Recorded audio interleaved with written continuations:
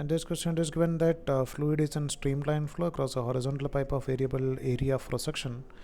For this, which of the following statement is are correct? So RM is to find out where the velocity of flow is more and where the value of pressure is going to be minimum. So we know that if liquid is flowing through a tube of different or variable area of cross section, let's say over here liquid flow is V1 and over here is V2, and take it as area of cross section over here is A1 and here it is A2.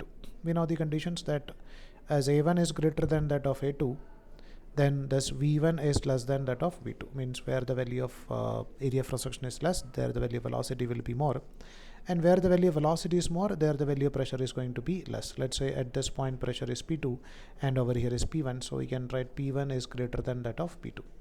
So you can write velocity is maximum at the narrowest part or where the value of area is less of pipe, and pressure is maximum at the widest part of the pipe. Yes, so we can say that first option is correct.